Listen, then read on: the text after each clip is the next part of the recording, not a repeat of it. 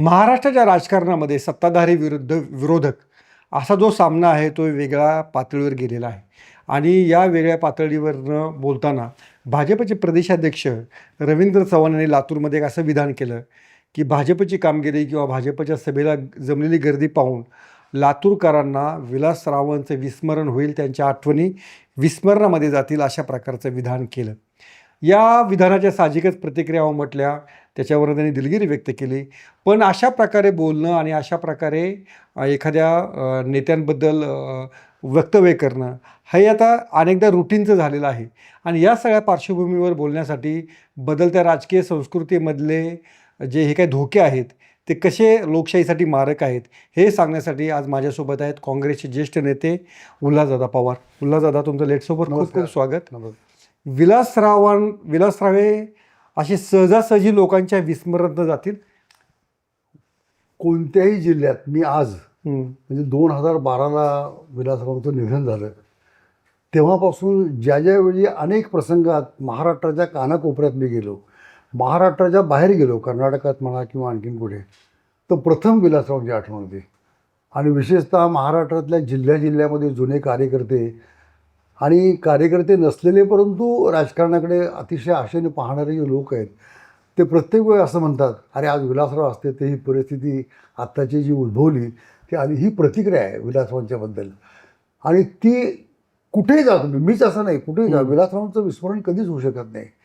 पण आता काय हे महाराष्ट्र भारतीय जनता पक्षाचे अध्यक्ष रवींद्र चव्हाण, मला काय म्हणजे त्यांच्याबद्दल काय मी जास्त बोलत नाही.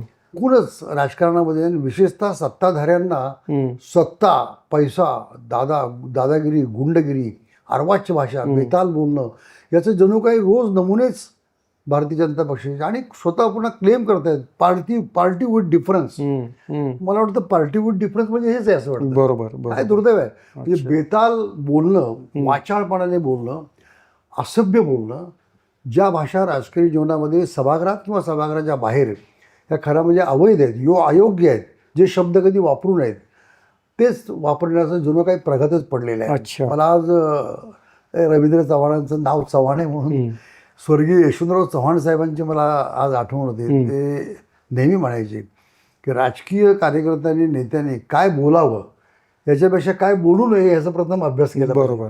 पार्लमेंटमध्ये भारतीय लोकशाहीचं सर्वात मोठं संसद जे सभागृह, त्या ठिकाणी दोन नावं म्हणजे पंतप्रधान आणि गृहमंत्री फार घेतले जातात. अमित शहा माननीय गृहमंत्री बोलत असताना म्हणजे 1952 पासूनच्या आजच्यापर्यंतच्या लोकसभेत असा शब्द कधी कोणी वापरला नाही.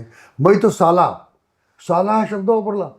आणि स्पीकरपदी बिर्ला असलेले शांतपणे फक्त हसतायत. त्यांनी ताबडतोब इंटरव्ह्यू करायला पाहिजे होतं. बरोबर. लोकसभेच्या अध्यक्षाचं काम आहे की तुम्ही एवढा अवैध शब्द या ठिकाणी वापरताय, जो शब्द पार्लमेंटमध्ये अनपार्लमेंटरी आहे तो तुम्ही वापरताय, तो काढायला पाहिजे हे सांगण्याच्या ऐवजी नुसतं बघत राहिलं. पण दादा, हे जेव्हा आपण विलासरावांविषयी बोलतो, पण स्वतः विलासराव हे विरोधकांशी कसे वागायचे? मी तुम्हाला सांगतो, विलासरावांचं एक वैशिष्ट्य पूर्ण राजकीय जीवनामध्ये म्हणजे ग्रामपंचायतीपासून तालुका पंचायत समिती, जिल्हा परिषद, सहकारी बँका, राज्य सहकारी बँक, विधिमंडळ, आमदार म्हणून, राज्यमंत्री, अनेक खात्याचे कॅबिनेट मंत्री आणि 2 वेळा मुख्यमंत्री आणि पुन्हा केंद्रीय मंत्री ग्रामविकास आणि तंत्रज्ञान, संपूर्ण त्यांच्या राजकीय पटलामध्ये, वाटचालीमध्ये संसदेच्या किंवा विधानसभेच्या आतमध्ये सभागृहात किंवा सभागृहाबाहेर कधीही अर्वाच्य शब्द की ज्या शब्दावर कुणी ऑब्जेक्शन घ्यावं, किंवा कधी कधी काय होतं की विधिमंडळात किंवा लोकसभेत स्पीकर जो असतो अध्यक्षपदी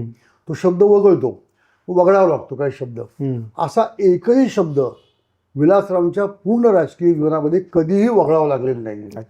कधीही त्यांनी अनपार्लमेंटरी शब्द ज्याला म्हणता येईल हा कधीच वापरला नाही. आणि मला असं वाटतं की अशा एका अत्यंत सोज्वळ, निर्मळ, सौजन्यशील, विनयशील आणि विरोधकांशी अत्यंत आपुलकीने वागणारा, म्हणजे मला आज तुम्हाला सांगतो फक्त काँग्रेसचे नाही, महाराष्ट्रामध्ये मी गेलो, मुंबईमध्ये विरोधी पक्षाचे आमदार, आता त्या नावांचा उल्लेख करून मी उगाच म्हणजे वादळ निर्माण करू इच्छित नाही, आजही मला विविध विरोधी पक्षांचे आमदार, माजी आमदार भेटतात आणि हळहळतात आणि त्यांनी आठवण सांगतात की विलासरावने आमचं हे काम केलं.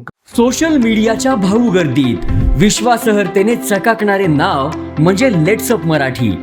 आणि सगळ्यांना सगळ्या नागरिकांना ती स्पीच ती right लेट्सअप आहे. वरील मुलाखती म्हणजे विचारांचा खजिना. त्यानंतरच्या निवडणुकीमध्ये मला सोडून गेले.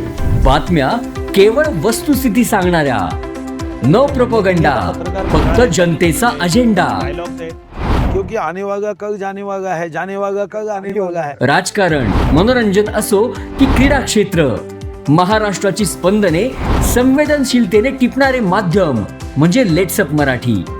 जगासोबत एक पाऊल पुढे राहण्यासाठी लेट्सअपचे ॲप, सोशल मीडिया आणि वेबसाईट सोबत कनेक्टेड रहा.